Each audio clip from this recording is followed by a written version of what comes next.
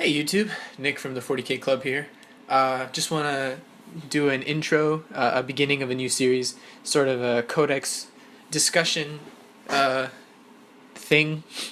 Uh, I intend to do, or we intend to do more of these with other codexes. Today we'll be focusing on Blood Angels, and it'll just be me. I'm going to solo this one because I'm the only Blood Angels player in the club. Future ones, we're thinking of doing oh, by the way, just a disclaimer, I have a cat, and if you hear any animal noises in the background, that's my cat being noisy. Daddy. Anyway, future ones will feature Imperial Guard, as well as Legiones Astartes, because those are the two armies that we have the most players for. We'll do other factions as well eventually, like cats. But those are the ones we have planned in the beginning. I'm gonna go through what I think are the weaknesses and the disappointments of the Blood Angels book first. Then we'll move on to strengths and the things I like, and finally I'll go on to specific strategies I like and other things that I am hopeful for in the future for the Codex. So starting out, I just want to say that any book can be played in 40k. Like, no matter how bad it is or how good it is, it can be played in a fun setting. The one exception to this rule, I would say, would be Eldar. We are riding in the wake of the new Eldar release. Today is May 9th, at the time of this recording. And Eldar have just hit the scene with a huge splash, and I think they're one of the only codexes that you can truly play even at a fun level, and you'll still win against other codexes who are playing at a similar fun level with that similar fun mindset. Bringing loaded up Chaos Space Marines against an Aspect Warrior Eldar army, you're probably gonna lose. Like the codex is just that powerful. That being said, I hope all the codexes in the game move towards that singularity of every unit being viable, or most every unit being viable. But until then, it's gonna be a little painful for books like Dark Angels and Chaos Space Marines, Sisters of Battle, and marginally painful, but less so for books like Blood Angels.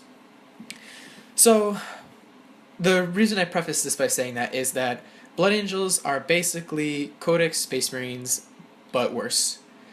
Blood Angels share the same problem that Dark Angels have, in that we are in the vein of a Codex army. The focus of the book is the structure of the units is the same as Codex Space Marines. We follow the Codex Astartes, which means tactical squads, Devastator squads, assault squads, and scouts.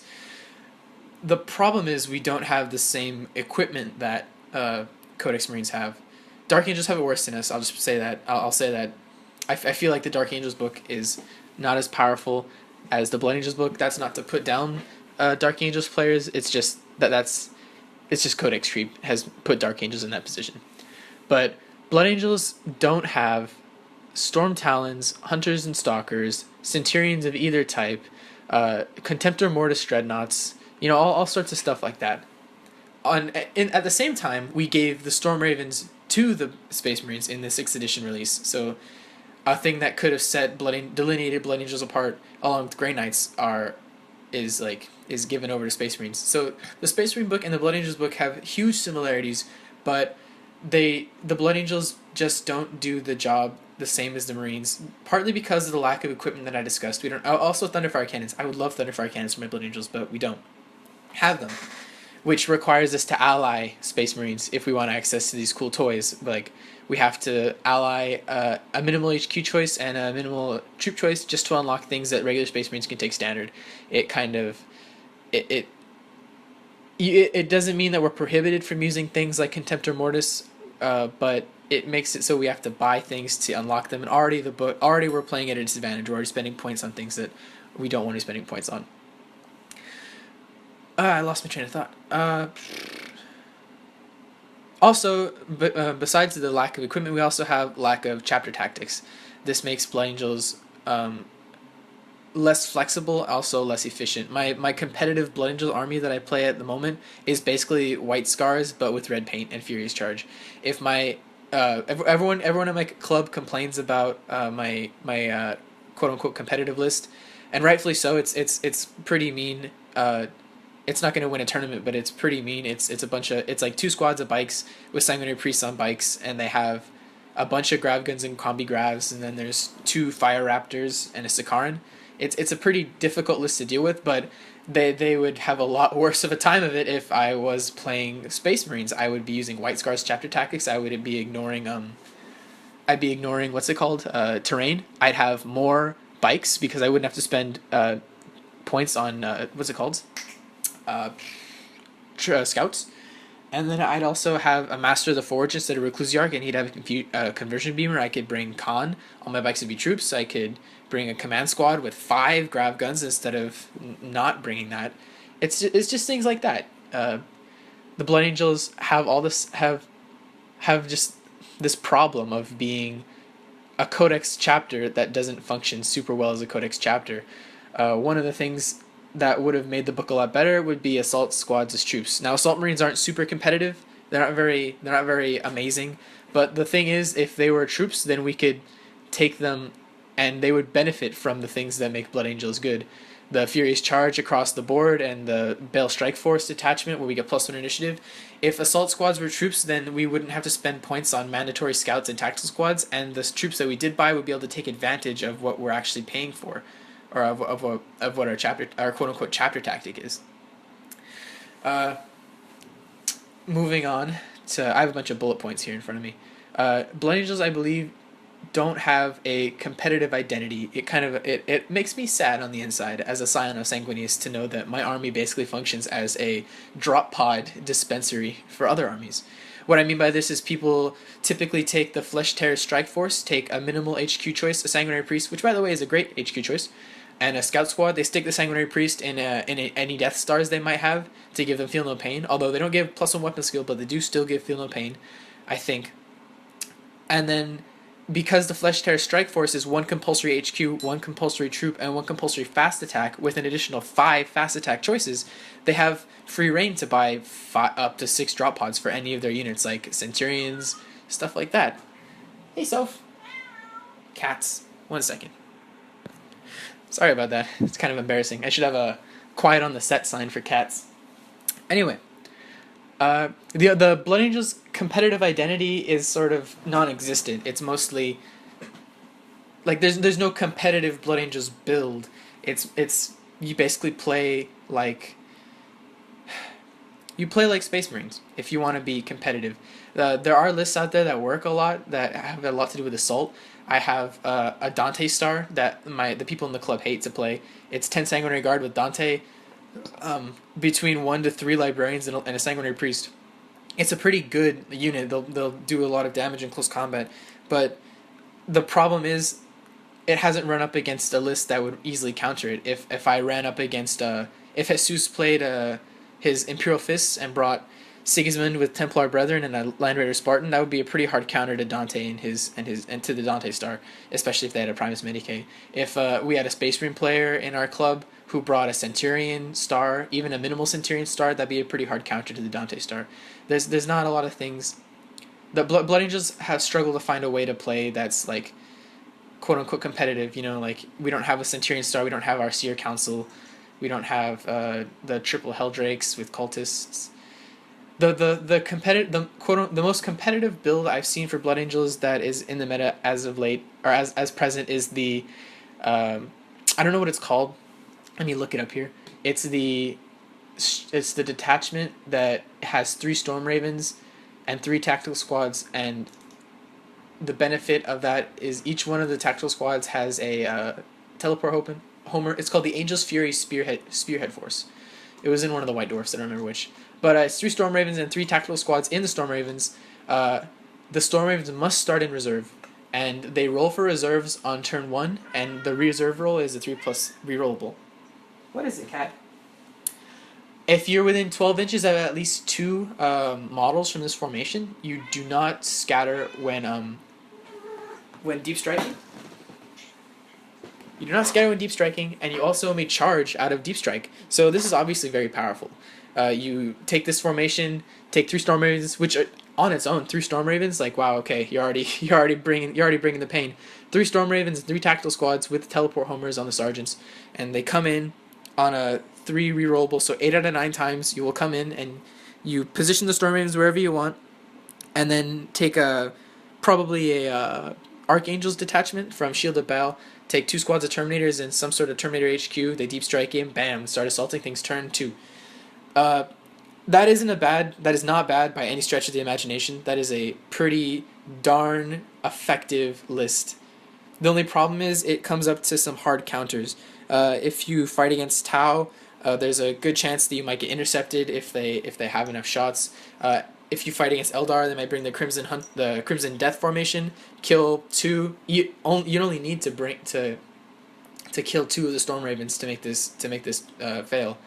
Kill 2 Storm Ravens, and then all of a sudden the formation has lost its purpose. And then there's a myriad of ways you could neuter the formation. Also, you can neuter the things that come down. Again, Tau, they intercept the shit out of those Terminators before they can do anything. But the main reason that this formation suffers is it is a gambler's formation. 1 out of 9 games, you will fail at reserve rule, and you'll be tabled at turn 1 because you have nothing on the table, pretty much. You have a Storm Raven, you have the 3 Storm Ravens and the 3 Tactical Squads in reserve, which is already about 1,000 points. 1,000, I think it clocks in at 100 or 1,150 points. I think that's what it clocks in at. And then you have the Terminators or whatever, the things that you want to deep strike in, and obviously you're gonna. I mean, if you spend only like a minimal amount, if you spend 200 points on 1 Terminator squad, what's the point of bringing the Spearhead Force? You're gonna spend something like 600 points upwards of bringing 1 or 2 large squads of assault efficient things with the mandatory HQ. So that leaves like not very many points for you to put scouts and things on the board, and enemies have lots of ways to kill minimal troop units. It's not a bad formation, like I said before, but I mean, I haven't heard really any major success stories of people getting to top tables and tournaments of it. If you've heard stories of it, if you have a friend who plays this formation and you hate it, if you play this formation and you love it, go ahead and comment below. I should have said before, this is all my opinion. It's not gospel. This is the opinion of someone who's just played Blood Angels for quite a while, and I feel at least I have a strong grasp of what the army is and what makes it good. Moving on, I don't particularly. Another disappointment / weakness I have with the book is the changes in the force organization chart. Some units just don't belong where they are. All the dreadnoughts getting consolidated into the elite's choice. It's just not cool. I mean, before, Blood Angels have the lore of being like heroes and stuff like that, and that's why we had dreadnoughts all across the force org chart, and it was cool to play a dreadnought army. But now, you just have to. You can still, let me say this, if you play with unlimited detachments, who gives a shit about any of this? If you play Unbound, who gives a shit about any of this? But like, it just makes playing harder. Harder in a way that isn't necessarily challenging. Now, if I want to do the Dreadnought army, I've got to bring taxes for a second detachment, and it has to be a different detachment from the one that I actually have, instead of just being able to bring the Dreadnoughts. And it's not like Dreadnoughts are super destructive, like especially since the Blood Talons got nerfed. It's just difficult. I have about 6 Dreadnoughts, and I can only bring 4 of them at max. If I wanted to in a detachment. That's a minor one. I don't appreciate chaplains, Reclusiarchs being devolved into chaplains. What is the Tech Marine doing in the HQ slot? That's retarded. The Tech Marine would be a really good choice if it was still in the elite slot, so you could bring a Tech Marine to fill out your mandatory for a Strike Force Bale. That would be pretty great. But as it stands, a 1 wound, 50 point HQ is pretty bad, even if you can prepare your vehicles. Just take a Sanguinary Priest for 10 points more. About Sanguinary Priest, I don't resent the change to the HQ choice. I feel like if they had stayed how they were, they'd be pretty overpowering. I'm flipping through my codex here.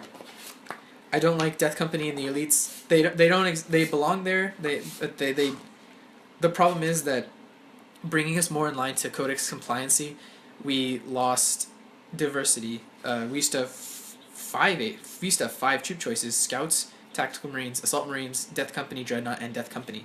Now we have 2. And they're both like not very close combat-y. It sort of takes away from the focus of the book, I feel. Having Death Company in the elites isn't exact. They don't exactly fit. That's a confusing sentence. But having them in the troops would be nice, because then you could bring an army that actually had troop choices that were focused on what the army was supposed to be doing, which is close combat. Blood Angels can function in a capacity like Codex Space Marines, albeit less efficiently. But what they should be doing is close combat. That's the whole point of Blood Angels, really, to be able to mix it up in close combat. Command squads, I wish they were still per what's it called? HQ choice instead of an elite choice, but I don't really resent that too much. Command squads aren't too oftenly brought.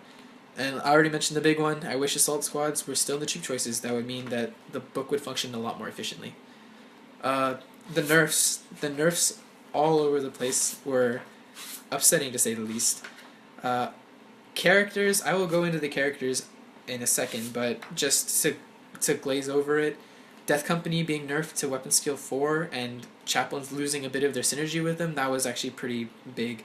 Death Company are still nasty. They'll still destroy things on the charge, but they don't make the enemy shit their pants and die like they used to do. In the words of Mr. Raw Dogger of Frontline Gaming fame, Death Company used to be one of the scariest melee units in the game, although scary melee units are looking different nowadays. Before I could throw 10 Death Company into a squad of 10 Terminators, there are a lot of Legion players in this club. They love to do their big blobs of Terminators. I could throw 10 Death Company in there and they'd have a chance. They'd have a good chance of winning and a pretty much guaranteed chance of mutually assured annihilation, provided there was a chaplain with them. Now it's much more mutually assured annihilation, which makes me sad. Doesn't make them sad. They're glad that Death Company got nerfed, but the nerf down to weapon skill 4 and the fact that regular chaplains don't let them reroll wounds on the charge is a pretty big nerf to their offensive power. Before, you would just flood the enemy with a shit ton of attacks and they would just die. They're still, like I said, they're still nasty, but it's just an unnecessary nerf. A lot of the things in this book I feel are unnecessary nerfs for two reasons. One, because Blood Angels didn't really define the meta at any level, really. They were just an army, they were just fun to play. And also, GW has just shown us with the new Necron book and the new Eldar book that they're not afraid to make things better. They're not afraid to just keep things the same, make them better, keep the same cost. They're not afraid to overpower their units. So let's get into... Also, elite section is overcrowded. The Archangel Strike Force kind of fixes this, but also, like, who has that many elite choices? It's like... Just things I would have done differently in the book. I swear this book isn't just a rant on what the book should be and what I think it should be. I do have things I like about the book. Make no mistake, I love this book. I love playing Blood Angels. Best chapter in my opinion. But we're getting all the bad stuff out of the way so we can just continue to talk about good things. I have a problem. That being said, I have a problem with most of the special characters in this book. Captains, they're whatever. Librarians are pretty good. Sanguinary Priests are pretty good. Tech Marines, why are you in the HQ choice? But the special characters. Captain Taiko is utter bullshit now. He is really, really bad. He gives rampage to himself, he gives hatred to himself, and he doesn't ignore armor in close combat anymore. He used to be not only a pretty decent character in terms of offensive power, but he used to also buff your army. He would give everybody leadership 10 on the board so long as he was in play. Now he doesn't do that. Now he doesn't even give preferred enemy orcs anymore. He used to give that to his squad because Taiko hates orcs. That's his lore. Now he has hatred orcs, which benefits only himself.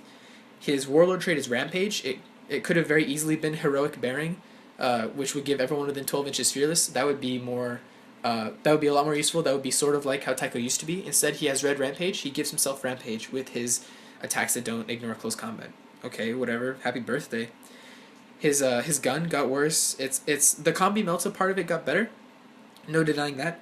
But it's still a combi melta. So it can only be good once, if you get my drift.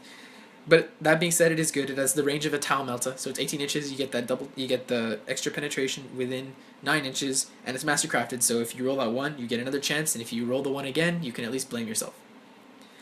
But the bolter part of it got worse. It's stuck on the Kraken bolt ammunition setting. Before he could use the same ammunition as the Stern Guard. Now he only has a Strength 4 AP4 shot. That's rapid fire mastercrafted. Granted, it is mastercrafted, but it's also just Strength 4 AP4. I'd much rather have the Hellfire bolts. Sorry, the ones that are 102+. Kraken is the worst of the 4, I think. Let's think about that. Yeah, I think Kraken is probably the worst of the 4. He got the worst of the 4. Psycho Taiko, otherwise Taiko the Lost, otherwise known as, he's actually better. He's still bad, but he's better. All the things that make Taiko bad help, or most of the things that make regular Taiko bad help Psycho Taiko. However, he's still bad because he does not ignore armor. He doesn't even have an AP value in close combat, which is what he needs to be a good close combat character. I've stated before in previous battle reports, I feel like a Space Marine close combat character that doesn't have AP 2 attacks is kind of a crime. Even if they're unwieldy, just being able to punch armor as a Space Marine is kind of essential to just be a good close combat character in general. You need to be able to punch armor. Moving on, Mephiston, I recognize Mephiston got a huge nerf, and I kind of liked the lore behind Mephiston being super OP. There was lore where he like ripped apart a Hive Tyrant with his bare hands. No, he ripped apart a Carnifex with his bare hands, and he killed a Hive Tyrant and all the Hive Guard on his own. He choked a Demon Prince to death. I don't see Mephiston being able to do any of those things now. However, I take it back. It's not accurate to say I have a problem with Mephiston. I feel he's different. He's much more of a support capacity. His stats are still pretty good, but he's just been... I just miss the old monster Mephiston.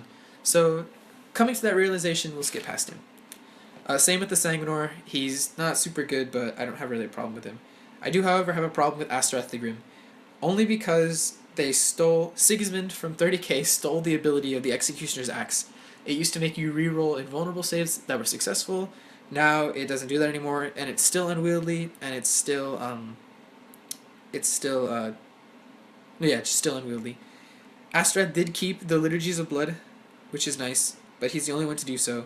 And just the fact that his axe is unwieldy gives him the same problem that he had last edition and that Dante managed to escape from, being that throw him up against an orc with a power claw, he's probably going to die because he's initiative 1, he can't kill him before. Throw him up against a sergeant with a power fist, he's probably going to die. He'll probably kill the sergeant, he'll probably kill that orc knob, but he will most likely not survive. It's like a 50-50 toss in the air, and if you're paying a bunch of points for an HQ who is possibly your warlord, you don't want to do that. Although he did get a massive points decrease, which is appreciated. He went from 220 to 165, but it kind of reflects how he is. And then, like I said, Tech Marine... Oh, the last character. My problem with Gabriel Seth is that he is a Lord of War, so you're using your Lord of War slot. You can't bring Dante. The enemy starts to seize against you on 5+ instead of a 6. But he's not Eternal Warrior, so again, he can be punked by anybody by someone firing a meltagun. He also has a 3+ armor save, so a battle cannon can take him out if you're not vigilant and you roll pretty bad. It's just make him an HQ choice. There are advantages to him being a Lord of War, meaning you can bring Seth, but you can still bring 2 librarians or 2 priests or a combination. But if you're gonna give him the title Lord of War, give him Eternal Warrior. It's just not right for an Eternal Warrior. For an Eternal Warrior character who has a name to not be... for a Lord of War character with a name to not be Eternal Warrior. Okay, the last problem I have with this codex is the relics. They're all just really meh. All the relics, except for the Fury of Baal, which is a mastercrafted plasma pistol that does not get hot for 25 points, are pretty decent. The problem is there's no black axe, there's no black mace, there's no murder sword, there's no shield eternal, there's no indominus armor. There's nothing that makes the character really good. The closest things we have to that are the Veritas Vitae and the Valor's Edge. The Orc's Thinking Cap and an AP2 Power Sword respectively. They're both like pretty decent relic choices, but they're just not super intimidating. They're not... Like whenever you see a chapter master, he has the Shield Eternal, he has the Burning Blade, and it makes him scary. It makes him comparable to pretty much any HQ choice. He can go toe to toe with pretty much anyone. He's got the Eternal Warrior, he's got the AP2 and Initiative, he's got the high strength. Valor's Edge, it's AP2 and Initiative, but it doesn't have the high strength. I've been the last game I managed to play a couple weeks ago. By the way, we've all been super busy with finals and stuff like that and school, and that's why we haven't been getting much stuff out to you. That's the purpose of this video, to try and fill the void. But the point is, last game I managed to play a couple weeks ago against Tau, I charged my Biker Priest into a squad of broadsides, and even with the AP2, he just wasn't wounding, because the broadsides are toughness 4. It's kind of a problem. Especially... No, it's priced appropriately, it's just I wish it was like +1 strength or something. Here comes the cat. Get out of here. That darn cat. Also, thinking about it now, addressing the Angel's Fury Spear Force. What was it? The Triple Storm Raven formation. Uh, a lot of people say it's really OP. I just want to address the fact that Alpha Strikes. People say it's really OP because it's a turn 2 out of Deep Strike Assault.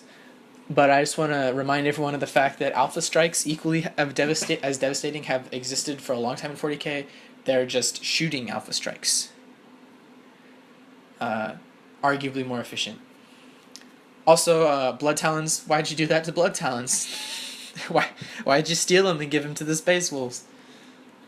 But yeah, I think that concludes all the things that I don't appreciate about the Codex. Now we can get on to the good parts. So moving on to strengths and things that I love. I love the fact that we got Grav. We didn't get any of the other Space Marine toys, but we got Grav. And that's, in itself, is a pretty big victory. Grav guns belong on bikes. They belong on Centurions. We didn't get Centurions, but we got the bikes. Grav guns are pretty good in their own right, but I feel like the real place they belong is on the bikes because they have the relentless, they have the mobility. So you get 3 shots at AP2, wounding on the enemy armor save, glancing vehicles and mobilizing them on 6s. It's pretty devastating. That's probably the reason why my contemporaries in the club, using big words here, why my contemporaries hate playing my quote-unquote competitive list. They just don't like the Grav, and I understand that. Grav's pretty gay. I should really stop using that word. Grav's pretty unenjoyable to play against, especially when it's on bikes or it's on Centurions. But regardless of that fact, we got the Grav. We won. We won a little bit. Sorry to Space Wolves. Sorry to Dark Angels. Hopefully next time you guys will get it. Keep that shit away from Chaos Space Marines, though. Those traitors don't deserve Grav. I love the psychic powers. All the psychic powers are super... All but one of the psychic powers are super good. The one psychic power I don't view as super good being Blood Boil. But even Blood Boil has its applications. I like casting it on Orc Boys and Imperial Guard. That's always really fun. See them explode and cause more wounds and stuff like that. Unleash Rage, Fear the Darkness, Shield of Sanguinius, Wings of Sanguinius, Blood Lance, the Quickening, all great. Especially the Quickening, automatically get it, automatically getting that plus D3 to initiative and attacks, and giving the character fleet, pretty good. Especially if it's like a Furioso Librarian casting it on himself. He gives himself fleet, he gives himself plus D3 attacks and initiative. Even if you roll at 1, you have a Strength 10, AP2, possibly instant death, causing instant death weapon. That it strikes at initiative 5 and there's 4 attacks in the charge. That's pretty good. That's really good. You can give it to... It gets really crazy when you start casting it on like Commander Dante. He gets plus D3 attacks in initiative. We've rolled it out before. Dante on the charge with Librarians, with a Librarian casting the Quickening and Unleash Rage, and with Sanguinary Priest can kill, or at least stand his ground against some of the lower tier Primarchs. Now, I understand that's like saying, well, in the month of May, if it's raining on a 4+ roll of a die, you're gonna find a penny. Like it's very conditional, but like that just speaks to the amplifying nature of the psychic powers. They can make you go from 0 to hero. It's a really, really good part of the book. Also, you can cast them on your allies, so you can give the Chapter Master on the bike with the Shield Eternal and the Burning Blade Rage, and give him plus D3 attacks and initiative on the charge. They're just good psychic powers. They're not like invisibility. They're not like Psychic Scream, but they're just good. They're good powers. I love the Sanguinary Priest. I feel like the Sanguinary Priest is one of the best HQs. It's in like the upper mid tier, I feel, of an HQ choice, especially if you're actually running a Blood Angels army. For non-Blood Angels armies, you can take them and they give the benefit of Feel No Pain, so that's pretty cool. By 60 points, you have a Feel No Pain dispenser.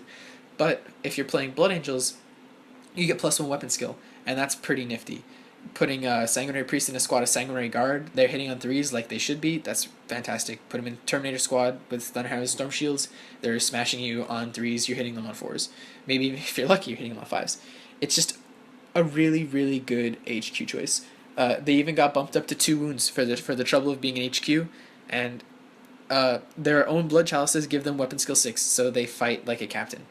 They're just good. I prefer to give my priests Lightning Claws, just so that they're not defenseless if they get challenged out. or if they or if someone else taking the challenge, they can go to work on the enemy squad. Uh, that's I don't know. Just give them. They got a general decrease on jump packs and bikes. Unfortunately, they lost the ability to take Terminator armor, which is sad because my first birthday in the hobby, my friend Braulio painted up a Terminator Sanguinary Priest, and I have him one of my treasured models, but he can't be used. He's probably going to be a Primus Medicae when I start my 40k or my 30k army, just so I have an excuse to use him again. But a general discount on bikes and jump packs, great. Give a 15-point jump pack. If you want to pretend like it's 5th edition, you can buy the Angel's Wings, and which is one of the relics, and give your Sanguinary Priest not only the ability to reroll the scatter die on Deep Strike and the mishap table if you roll the 1 to die, but also make anything intercepting him snapshot. That's great. Now all those Tau Riptides who are licking their chops trying to get you with the Ion Cannon, they gotta wait. And if they gotta wait, that might be a turn for you to possibly take them out, or maybe even to maybe have other things come down that they want to intercept that'll take fire away from the Sanguinary Priest. Also, maybe you have a Librarian in the squad, so you come down with the Sanguinary Priest, get right next to where you want to go because you have the reroll and the scatter die. Maybe fire some Inferno pistols or what else? Melta-guns. And what if there's a Librarian in the squad? Then you can cast Wings of Sanguinius and move 12 inches away behind some cover. Like, it's just there's new synergies in the book that I greatly appreciate.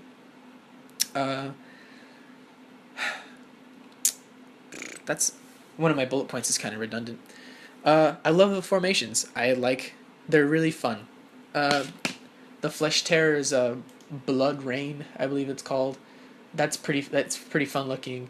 The Angel's Fury Spearhead Force, that's pretty fun. Just all of a sudden Storm Ravens. If I had 3 Storm Ravens, I might consider trying it out. The Angel's Wrath Intervention Force, it looks fun. It's super random. Bunch of super random things. My favorite formation to come out so far is the I don't know what it's called. I think it's the Blood Fury. It's something Blood something Fury. That's some sort of strike force. It's the one where you have to take 2 10-man squads of Vanguard veterans, and you have to take 2 10-man or one 10-man squad of Stern Guard and a Storm Raven. And the Vanguards all get free power weapons or lightning claws, and the Stern Guard all get free combi weapons. Like, that's great. That makes Vanguard veterans actually good. The free power weapon. And then the combi weapons on the Stern Guard, like, you're saving points, and they have to start in a Storm Raven. Storm Ravens are good. It's just, it's about half your army, but I think it's well spent points of half your army. Then the rest of the army is like support units, like long range guns. These guys come in, do a little quick around to the battlefield, start killing shit. It's fun. I haven't gotten a chance to play with the larger ones like the Battle Company, but that looks pretty cool. I need some more tactical squads before I can do that one. Just in general, fun formations, and I'm really I just remembered another nerf. I really hope that there's a formation in the future that is like 1 or 2 to 3 Bale Predators and they get scout back. I miss my scouting Bale Predators. I don't know why they took that out, especially since it's like the opposite of what happened to the Eldar. The price stayed the same, but they got worse. It's just like, okay. One of the best points of this codex, in my opinion, is Commander Dante. Commander Hit and Run. He is the main man. Besides Sanguinius, he is my favorite 40k character in the lore, and he has been ever since I started playing 40k. And it was like watching an old friend pass away when you saw him get worse and worse with the additions. Everyone was getting cheaper and he was getting worse, but then all of a sudden he got way better in the 7th edition book. Like, it was like some Dragon Ball Z shit. All the special characters in the book gave a little bit of their power to Commander Dante to make him good. He is amazing. He is the epitome of a chapter master. I anticipate Marnius Calgar will be like him. Actually, Marnius Calgar is already kind of like him. But like 220 points, you get an Eternal Warrior chapter master, the chapter master stats, who also has a jump pack. He has Hit and Run, which, like, okay, shit, he's got Hit and Run, and his initiative is 6. He's just really good. Like, I'm just looking at him and I don't know where to begin. His Warlord, he used to have an ability where he could Deep Strike and he would not scatter. He lost that, but his Warlord trait is kind of a shadow of that. and arguably better because instead of him deep striking without scatter, he deep strikes D6. All units who can deep strike, I think it's all units who can deep strike, also deep strike D6. So it's like getting the old Descent of Angels back. In fact, that's the name of the warlord trait, Descent of Angels. Yeah, and then on top of that, jump infantry, flyers or skimmers, reroll failed reserve rolls. So that's pretty good.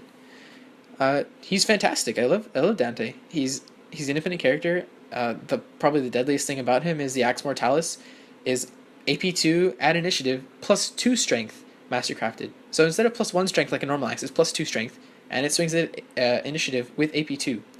And then the Deathmaster Sanguinius. Everyone hated Dante's scary hat, and yeah, it was pretty bullshit. I'm sad to see it go, but it's gone. It's replaced by the ability to cause fear, and anything within 6 inches of him while he's in combat also has to take a fear test, even if they're not in combat with him. So that's pretty good. Wait, hold on.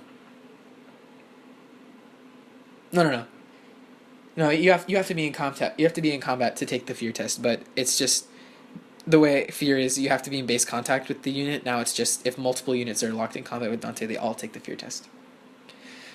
So yeah, Dante fucking 10 out of 10. He got 5 points cheaper and he got infinitely better. He's also got the Inferno pistol. That's just like, okay, he's got a melt a shot. Sanguinary Guard. So the mirror to Dante's bodyguard, I feel like they got pretty good. They are if I had to give them out of 10, it would be around a 9 or an 8.5 out of 10. They're really good. I would rather they went down 7 points per model. That's a pretty substantial buff. I do prefer that they went down 7 points a model, and they stayed the exact same. I would have preferred them to get better and more expensive, or if we take the Eldar Codex as an example, better and stay the same cost. But this isn't too bad.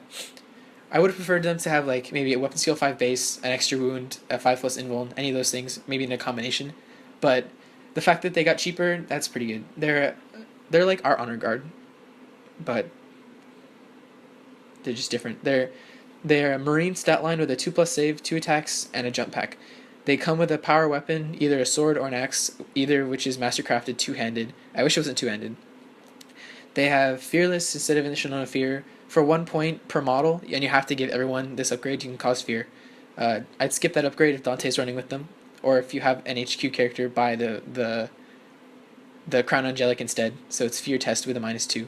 And then anyone can take a Power Fist for 10 points. A 10-point Power Fist is nothing to laugh at. Anyone can take an Inferno Pistol or a Plasma Pistol for 10 points. Pretty decent. I wouldn't give them all. The Chapter Banner, a great upgrade. Everyone gets +1 attack. It kind of makes up for the fact they're 2-handed. They're just a good, solid, what I like to call a beater unit. They will kill most other things that are at a lower level than them, but if they run up to an actual close combat oriented unit, they're probably going to die, and they would appreciate it. That being said, if you have Dante with them, Dante might be able to swing the tide a little bit. He might be able to kill a few of the quote unquote actual close combat unit before these guys take too many casualties. There are some units that I still wouldn't like to see these guys go up against, like a Talos, or even worse, the Corpse Thief Claw formation with multiple Talos. Yeah, Sanguinary Guard. I've already sort of alluded to it. One of my favorite. Moving on from the strengths of the Codex, I feel. Let's just see. Let me find out if there are any. Being able to buy drop pods on their own, that's pretty sweet. Bikes are strength. Storm Ravens are strength. The fast vehicles. How could I forget about the fast vehicles? Fast vehicles are such a massive boost to the Blood Angels. We have all these Space Marine. It's kind of counterintuitive because I just spent a long time talking about how our Space Marines, we don't do it as good as them. This is a case where I am wrong. The Blood Angels have vehicles that are just better than the Codex Space Marines. They do pay extra points for them, but it's still a valid point to make. We do have an advantage over regular Space Marine vehicles because we got the fast. It's super useful on a Vindicator, super good on Predators, super good on Bale Predators especially. The Razorbacks, Rhinos. I can't tell you how many times I've been so thankful that a Razorback can move 12 and fire its weapon at full ballistic skill. Because I have fast vehicles. When I bring Rhinos, I actually pay 5 points to give them another Stormbolter. It's actually kind of effective to have like two or three Rhinos, and they're each shelling out 4 bolter shots at 24-inch ranges. It's not going to wipe squads, but I mean, it's something your opponent doesn't expect. It's sort of like the drop pod that comes in and just starts shooting people with a Stormbolter. You don't really care about it that much, but it somehow starts doing things to people, and like, it's just good. Thunderhammer Storm Shield Terminators, just as good in Codex Space Marines. Actually better in our book. I'm just proving myself wrong. The problem is that we already have a bunch of close combat units. We don't need a suit like. Excuse me. We already have a bunch of really good close combat units. Another one doesn't really make too much of a difference, especially since Codex Space Marines also have access to this really good close combat unit. Although the relevancy of this unit has gone down a little bit. I love our scouts. Our scouts are really good. I've had success running minimal squads of scouts with close combat weapons. There's a battle report on the club where they ran forward and blew up a basilisk. No people don't pay attention to these guys. They're just scouts. You give the sergeant melta bomb, and they run up along with all your other high priority stuff, and they start killing. In the last game I played against the same Tau player, the scouts managed to charge into two hammerheads. One of them was long strike, and they blew up both of them. And the reason they got there is because they're such a comparatively low threat compared to the bikes and the fire raptors. Alright, so moving on from strengths, let's talk about some combos that I appreciate, that I like to bring in this book. The main one, the big old Dante star that everyone in the club hates playing. It's a Dante with 10 Sanguinary Guard, a Chapter Banner, 2 Power Fists, and then the most extreme case I've run it in was 1 Priest and 3 Librarians. So every turn, Dante was getting buffed up by the Quickening, they were getting Rage, they were getting Shield of Sanguinius. And then at the end of the game, after all the Sanguinary Guard had been shot out from underneath Dante, and Dante had actually died, I was playing against Frolin, who hasn't been in a battle report yet, but he has Salamanders, and Nomus Raitan managed to kill Dante due to some poor dice rolls. And eventually Nomus got brought down, and so did the squad he was in. And the game was hinging on the objective that we were fighting over. So one of the biggest cheese tactics of the Dante Star, I split the 4 Librarians and the Sanguinary Priest apart from each other. So instead of having one unit holding this objective, which could easily have been killed by a nearby Contemptor Mortis, I had 4. The priest is already dead, and like a couple of Librarians are already on wound. It's not unimaginable for a Contemptor Mortis to kill essentially 4 Space Marines. But anyway, I split them. So instead of having 1 unit, which could easily probably be killed by the Contemptor, I had 4 units. That's a inherent strength of the Dante Star. Once it gets whittled down, if you need to claim some objectives, you can all split apart and run in different directions like maniacs and just start claiming stuff. Bikes are one of my favorite combinations in the book. Bikes with Feel No Pain and combi grabs and grab guns, they're just such a mobile, just beat dick kicker army, or at least unit. They move 12. The grab guns have 18 inches. There are even some bolters in there. They have a pretty darn far threat range. The past few games I've had, I haven't been running them very well. They've been getting eaten up and shot up, but it's completely my fault. I still maintain that even though they're not as effective as the White Scars, having the Feel No Pain is still pretty good.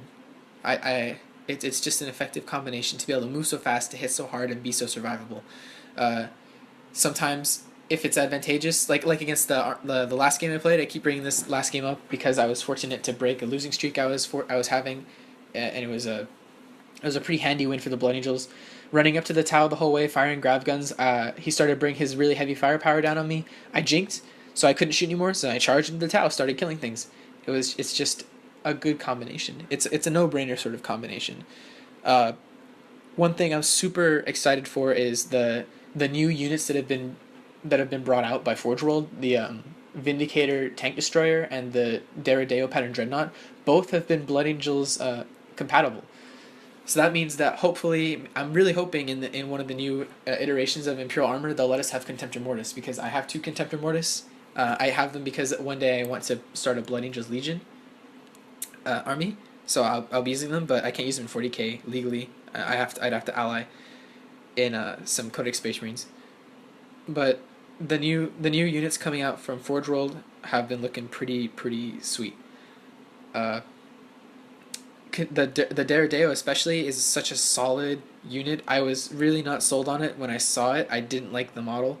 The model is still whatever to me, but the rules have really grown on me. It's a definitely good choice, especially for the price point. Back to that formation I was talking about earlier. Here's another hard counter. This is actually a message for anybody who's listening who's part of the club, complaining about how I'm complaining about the Angel's Fury Spearhead, which is the triple Storming formation. Jesus and Vince both have Deredeos. Most of the Legion players plan on getting Deredeos. It's not hard to kill a Stormraven with a Deredeo. What else? The Blood Angel Strike Force is probably, it's just a really good formation or a detachment. You get the +1 initiative. It's like playing 5th edition again. You get +1 initiative on the charge. I wish that was just a special rule. It would benefit a lot of armies besides Blood Angels. But this can, but this brings it back, and it's a Blood Angels exclusive thing to get the +1 initiative on the charge. Don't mind that at all.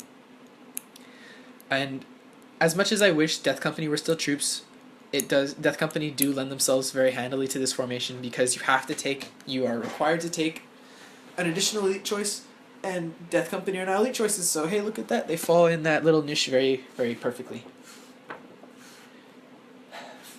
Another formation or combination I totally love is the minimal assault squad with the sergeant who has the Akimbo Inferno pistols and the 2 melted gunners in it.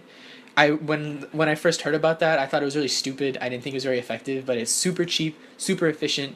One of my main problems with that formation or that build was it doesn't seem like a way I'd play my Blood Angels, but competitively, you kind of sometimes compromise your morals a bit. I probably wouldn't play.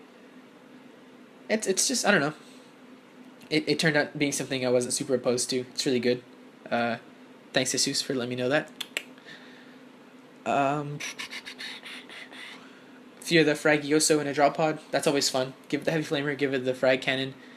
Again, that game. I'm referencing that game a lot. I had my competitive list. Let me say this so that everyone understands what I'm talking about. It's 2 Sanguinary Priests. One of them has the Veritas Vitae. One of them has the Valor's Edge. The Veritas Vitae one is a Warlord, and he is my Warlord, and he is in a Combined Arms detachment. In that Combined Arms detachment, a secondary HQ choice is a Reclusiarch. He has the Crown Angelic. Or sorry, not a Reclusiarch, a Chaplain. There are 2 Scout Squads, Sergeants have Melta Bombs, 2 Fire Raptors with the Heavy Bolters, a Sakaran Battle Tank with Armored Ceramite, Dozer Blade, Heavy Bolter Sponsons, and Legacy of Glory Battle of Mars. Then I have a Flesh Tear Strike Force. The HQ for that is the Sanguinary Priest with the Valor's Edge. There are 2 bike squads. Each bike squad has 2 Gravs. Sergeant has Combi Grav. And then one of the squads has a multi-melta. There's also 1 squad of scouts with melta bombs. So, I keep forgetting. Then I have a squad of Assault Marines in a drop pod. It's the minimal with a bunch of meltas. And then I also have the Fragioso in the drop pod. So that's why I keep referencing this game, because it's playing with all the things that I have in my competitive army. That was a really unnecessary tangent. But the point is, the Fragioso came down, just obliterated a squad of Fire Warriors, then drew fire away, which is exactly what the Fragioso has to do. I'm sort of getting to the end of my list of things to talk about. I'm surprised that this video, I managed to fill up this much content with just myself. Yeah, I love the Blood Angels. I recognize their problems, but I also recognize a lot of their strengths. This book definitely has some nasty surprises. I'd really like to go up to play some YouTube famous personalities like Scary from Scarredcast, the Mini Wargaming dudes, The Frontline Gaming people just moved down to San Diego, which is funny because that's where I live, so I'm probably going to play them. Maybe try and get a good name for Blood Angels out on the net. Also, wow, what is their name? Tabletop Tactics, because I have family in England and I go there sometimes. Maybe I'll visit Lawrence from Tabletop Tactics. Xenovids, War Masters Lobby, I think is the name. They're a channel that does battle reports in Spanish, which we are still planning to do ourselves. Yeah, sort of getting to the end here. Vote Sanguinius for War Master, and happy wargaming.